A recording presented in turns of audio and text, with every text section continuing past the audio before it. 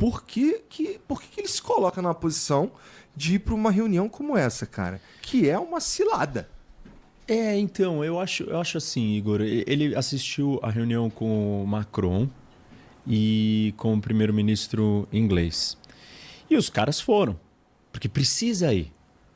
Precisa falar, precisa responder, precisa estar ali e trazer o contraponto. E eles fizeram um contraponto ao Trump. Sentados ali no mesmo contexto, no mesmo ambiente, na sala oval, tal, interromperam com muito mais habilidade que os Zelensky. Muito mais. Muito mais. Mas assim, existe um contexto para isso. Pô, o cara tá na guerra. Assim, não sei se você lembra o começo da guerra. Bom, os americanos 3 anos já, né, cara? Isso, mas os americanos logo no começo, a leitura dos americanos da CIA é: a Rússia vai conquistar, vai invadir, vai terminar, vai conquistar o país em 3 dias. Viraram e ofereceram para o Zelensky: a gente te ajuda a sair daí, a gente tira você, sua família, tira o seu gabinete. E ele falou aquela frase famosa: I don't need a ride.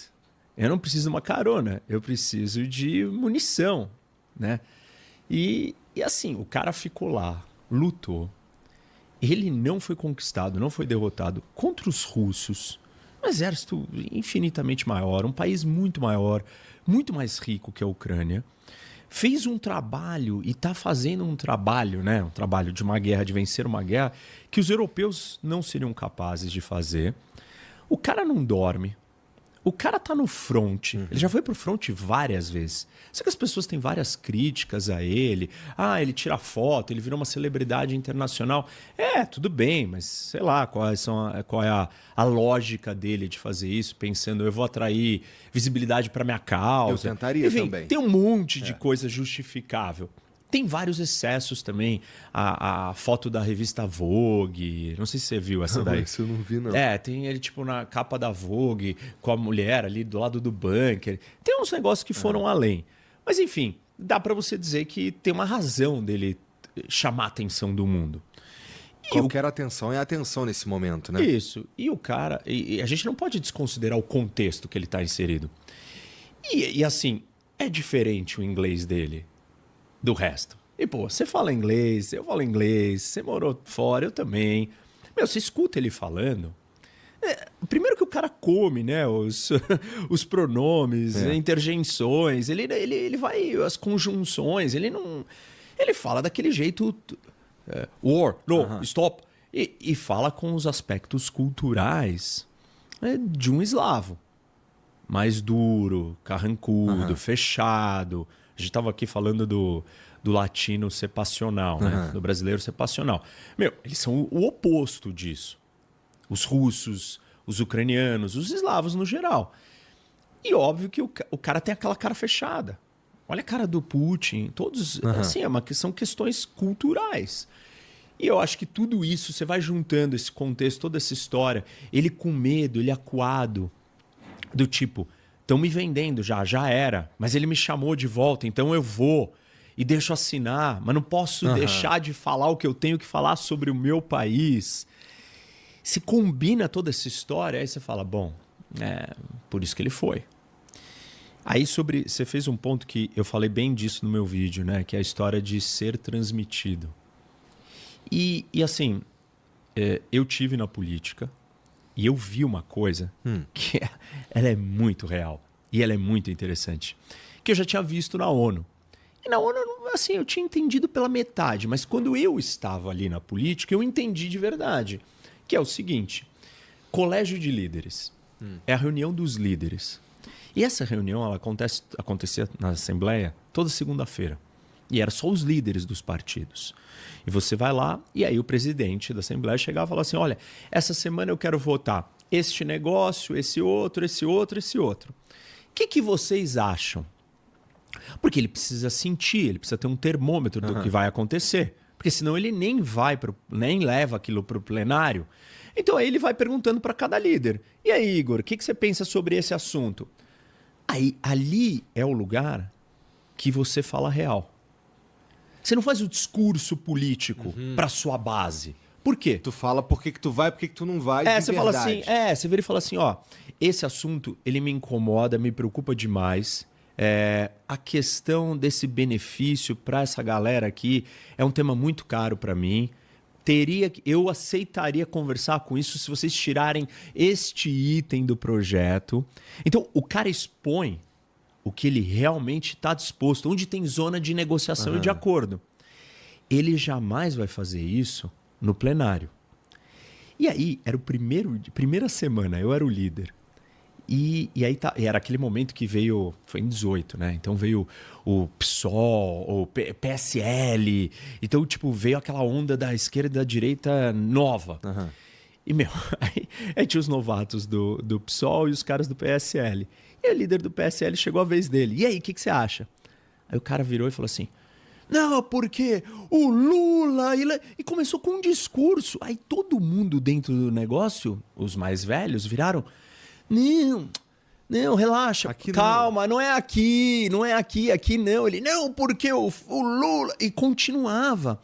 E os caras, não, para, não faz isso aqui. Isso daí é lá fora. Aqui ninguém tá vendo. É lá no palco isso, é lá no show, entendeu? E aí, Entendi. aí ele, tá. Aí começou uma onda dos caras que eles queriam que filmasse aquela reunião. Você imagina o que ia acontecer com essa reunião se ela fosse filmada?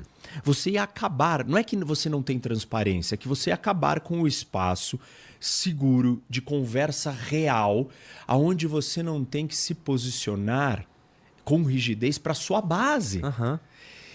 Com efeito, eu acho que o...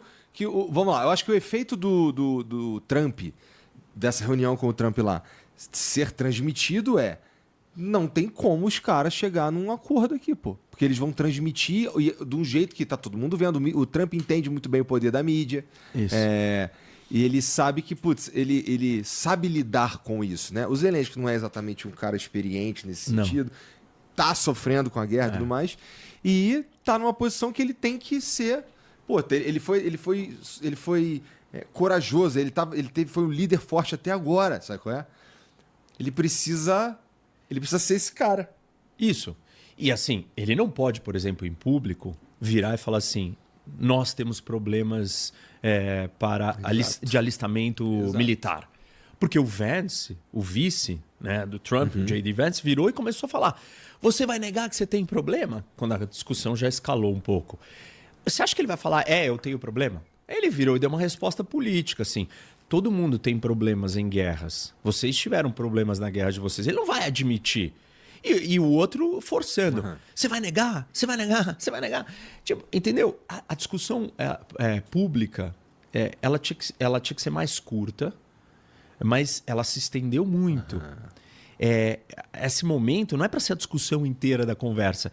É para ser a hora que você chama os jornalistas, faz 1, 2, 3 perguntas, um olha para o outro e tal. Só que aquilo durou muito mais. E aí, o que ele vai fazer? Ele está sentado na Casa Branca. O Trump deixa o negócio ir rolando. E o Trump fala: eu deixei isso daqui um tempão porque eu queria mostrar para vocês. E aí, essa é a parte que dá indícios de que no final toda essa história já estava planejada na cabeça deles. Existem 2 interpretações para isso, eu falei disso e eu realmente acho que tem 2 jeitos de você tentar olhar. No final da história, eu tenho a minha opinião, que eu acho que aquilo estava meio combinado. A outra interpretação é que a reunião perdeu o rumo. E perdeu o rumo por esses fatores. O cara não fala inglês bem, ele não sabe se comunicar, ele estava nervoso. Quando tu fala que estava combinado, inclusive com o Zelensky, estaria? Não. O Zelensky caiu na armadilha. O Zelensky foi, tipo assim, foi enxotado. Tava combinado entre eles. Entendi. Porque, eu tô contigo. Porque você vai indo. Quem assiste o negócio inteiro. O Trump entende o poder da mídia. Isso, e ele domina. Só ele que sabe jogar. E o interessante é que o Trump, ele tá muito tranquilo. Ele dá corda, aí ele deixa o Zelensky falar, e ele não interrompe, ele não parte para cima do Zelensky.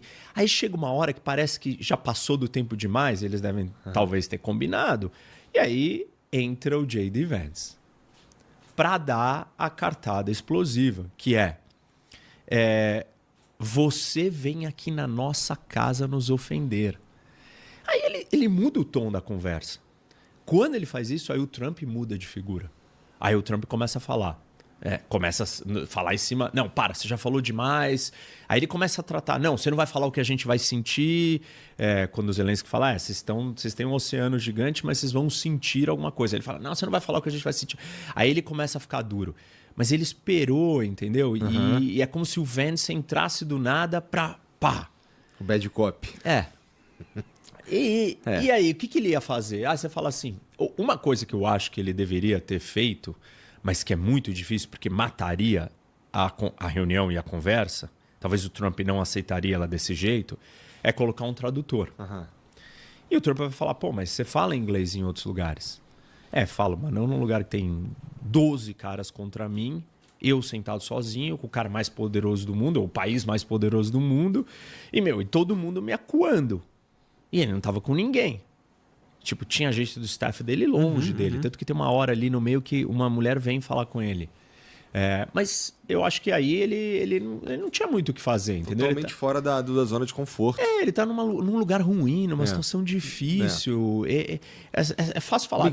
Ele não devia ter aceitado. Ele tinha que estar lá. O Trump chamou ele para assinar um acordo, ele tem que ir. Só que ele foi desesperado. Eu não posso deixar eles construírem a narrativa, por exemplo, que eu que fui o causador da guerra. Como o Trump tinha falado uma semana antes. Ou dizer que eu sou um ditador e não falar que o Putin é ditador. E eu até entendo o argumento, e o Trump falou isso, né? O argumento do Trump é o seguinte: não dá para eu vir aqui e ficar chamando o Putin de um monte de nomes. Senão eu não vou trazer ele para a mesa. Eu li isso. E ele tá certo. Ele tem razão. Só que não dá para ele ir lá e chamar o Zelensky de um monte de nome também. Entendeu? Não, mas o Zelensky é a parte mais fraca. Dane-se. Os mais fortes é que ele tem que resolver. Bom, tá bom, só que aí você muda a realidade e põe o cara numa situação que ele não vai querer o acordo. Porque ele tá percebendo que ele vai ser fritado no acordo. O que o Zelensky... A gente já faz ideia do que o Zelensky está disposto a ceder? O Zelensky está disposto a fazer o acordo com os minérios. Tá disposto a fazer isso. E esse acordo é o seguinte: você vai criar um fundo e vai conceder que metade dos lucros dessa exploração de minérios vão para as empresas americanas que vão ter o direito de explorar. E a outra metade vai ficar num fundo para a Ucrânia para ajudar a reconstruir a Ucrânia. Esse acordo ele foi desenhado com um precedente do que aconteceu na República Democrática do Congo com a China. Eles precisavam nos anos 2000 se reconstruir e aí eles viraram e assinaram com a China. A China gastou 3 bi em projetos de infraestrutura e levou a administração dos recursos minerais. Só que aí eles foram perceber que no final a China já estava tirando mais de 80 bi daquilo ali. Aí os caras quiseram revisitar. Então, a moldura deste acordo com o Zelensky veio desse negócio com a China.